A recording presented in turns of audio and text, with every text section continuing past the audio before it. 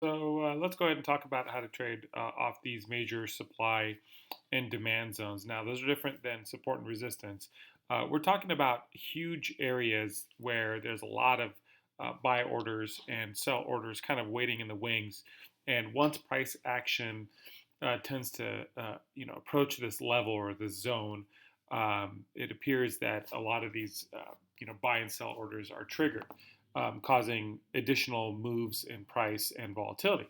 So an easy way to kind of look at this is just to kind of zoom out into the 30-minute chart. So here's an example of the SPY ETF of the S&P 500.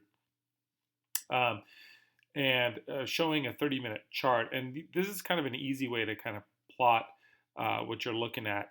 So you can kind of see there's a major supply zone here, here, all the way down, right? So when you're trading, you want to be looking at these various price zones.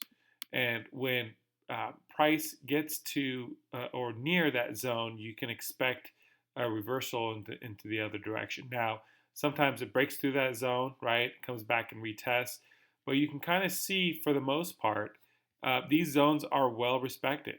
And you can kind of see, price tends to be a magnet to these zones. Now, you also need to take market context into consideration. So in this case, it looks like there was an uptrend. So when you're looking at, on the daily, or the intraday charts, you can kind of expect the price to kind of move up towards those upper zones. Of course, here you see a downtrend, and again, when you're in the downtrend, you can expect to see the zones lower be respected and so forth. So how do you chart out these zones? It's actually fairly simple. What you want to do is just kind of take a 7 to 14 day range and make sure you're sitting on the 30-minute. And what you're essentially going to do, let's just take a random section here. Let's just say you're sitting here in January and you want to plot out to February. So what you can do is you can just kind of take your lines and so here's the kind of lower part of that as time frame.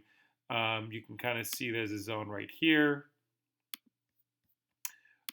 There's also a very clear zone right about there. And then you're just going to do this until you get to the very top, where you get kind of like the upper part of this area or this range. Okay, so let's just keep going here until we get to this very top. Okay, so now that we've got all of these, and let's just say we're sitting right here at like January 28th. Okay, so if we zoom in and pretend we don't see what's going on beyond that, we can expect that this is kind of consolidating, right? So it could go either way. So as the next few days approach, it looks like we're kind of in this uptrend. So if you're sitting right here after hours on January 28th and you see the day trade through January 28th, you can expect now that you're kind of in this uptrend, right? So you can expect the market to be bullish. Okay, now it's not always going to be like that, but there's a very high probability that it's going to be. So now, if we're sitting at the end, let's just say January 28th, after hours, and trying to plot, we can kind of see what it did. It moved up, tested this zone, broke through this zone, continued to move up. Looks like it kind of consolidated in the middle, came back down, pushed up through this, and then continued to go up to the very top. But then look what it did.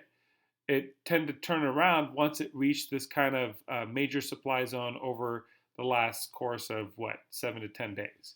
And again, market trended back down, continued on next few days. It retested this kind of high point, right, making kind of a triple top here, and then continued down. So there's a pretty easy way to kind of understand market structure, understand these major supply and demand zones, and understand where the market is going with respect to trends.